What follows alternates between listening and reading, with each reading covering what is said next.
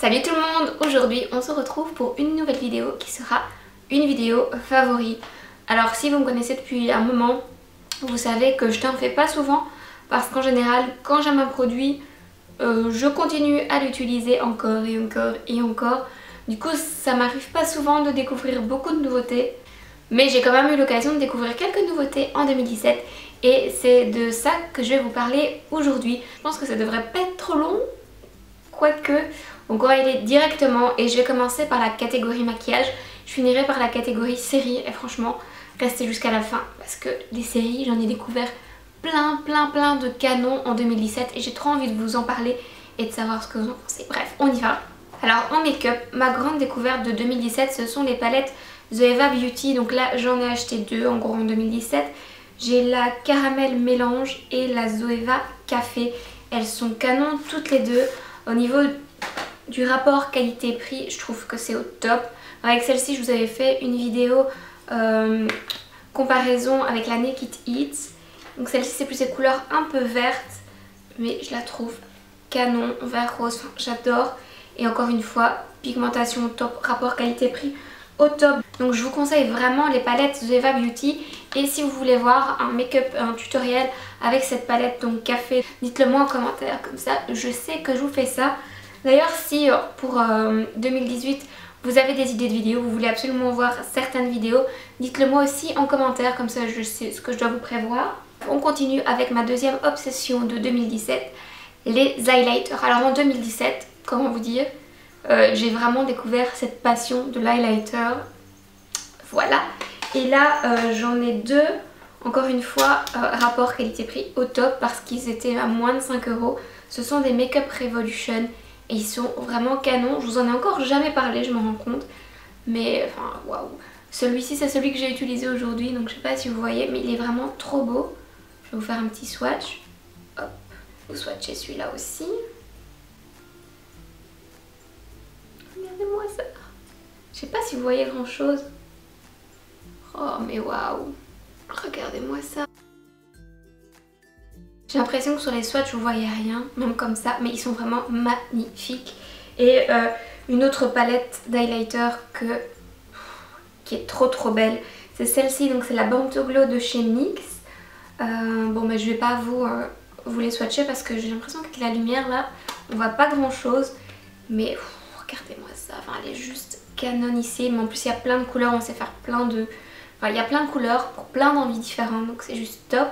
Et en parlant de NYX, vous le savez, en 2017 j'ai découvert cette palette, donc c'est la Rouille Chaude Ultimate Palette Multiple d'ombre à paupières. Et donc je l'ai découverte en 2017 et c'était juste mon gros coup de cœur de 2017. Elle est juste canon. Encore une fois, je vous ai fait un make-up avec cette palette, donc en comparaison avec la Naked Eats, et waouh, je l'adore franchement. Elle est trop belle. Là, il y a Ruka qui va être dans la vidéo. Tu vas faire coucou. Coucou. Toujours dans les produits NYX, ils ont lancé plein de produits en 2017 pour les sourcils. Je ne sais jamais comment dire ce mot. Sourcils. Sourcils? C'est des produits sourcils? Donc ils ont lancé plein de produits pour les sourcils en 2017 et ils sont tous top de chez Top. Donc ça c'est aussi une super bonne découverte de 2017. Il me reste donc deux petits produits en make-up.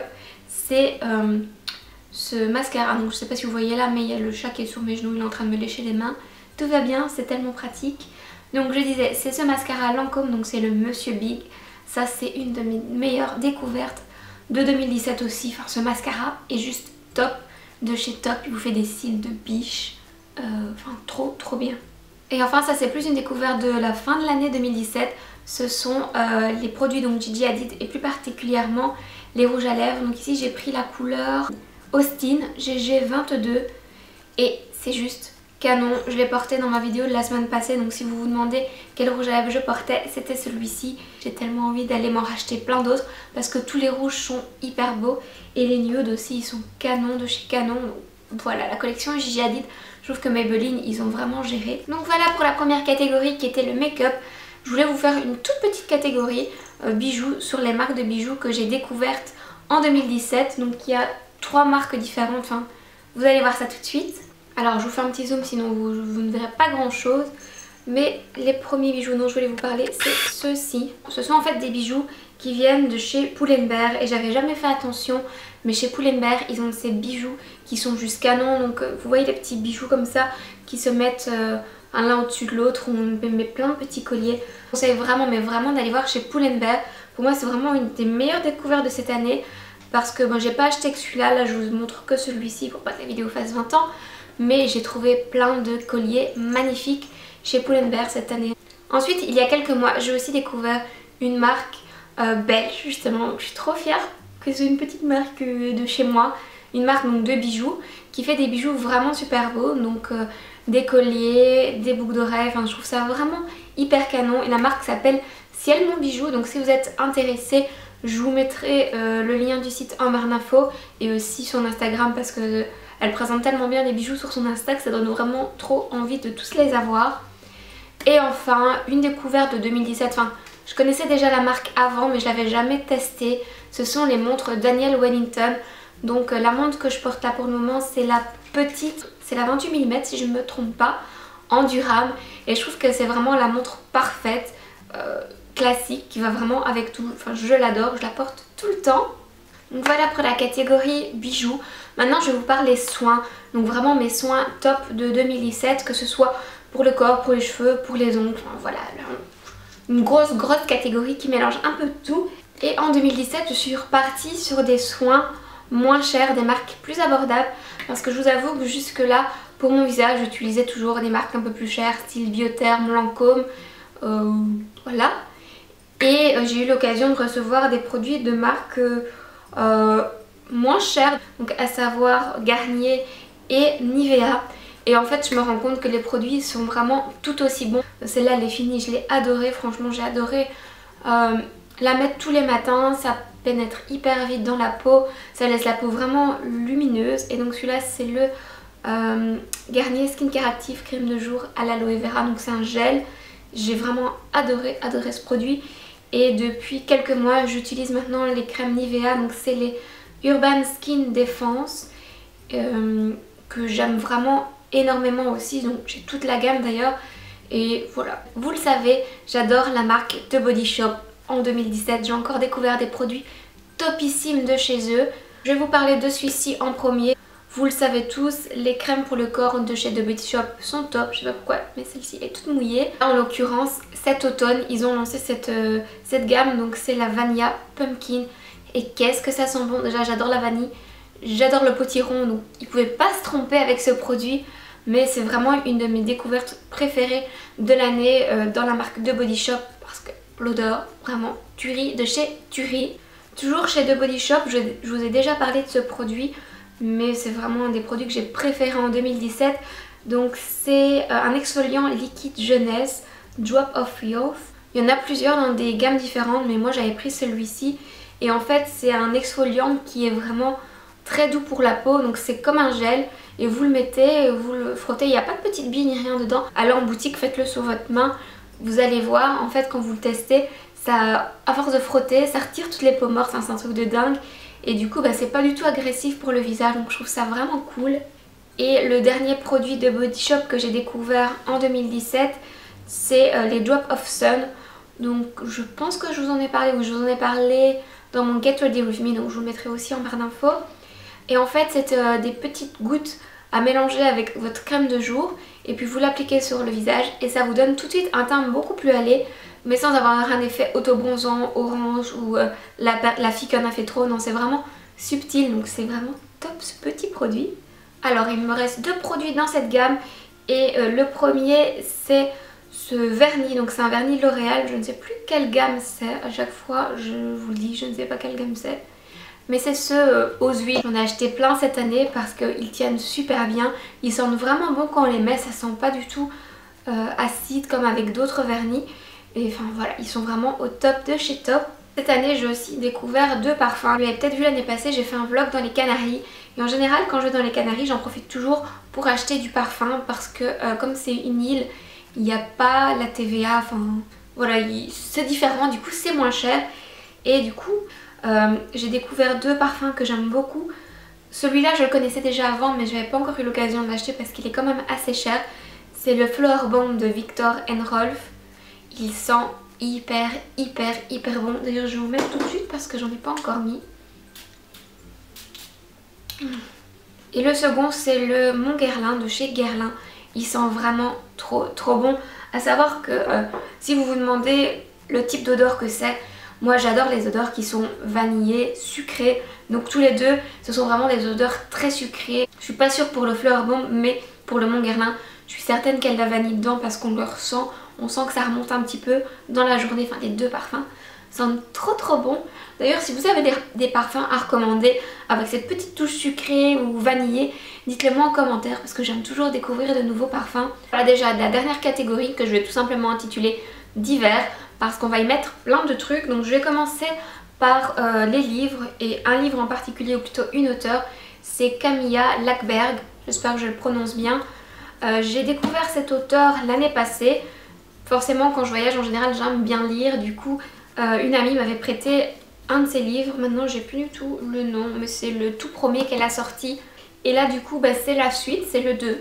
J'ai pas encore eu l'occasion de le lire mais j'ai hâte de pouvoir m'y mettre.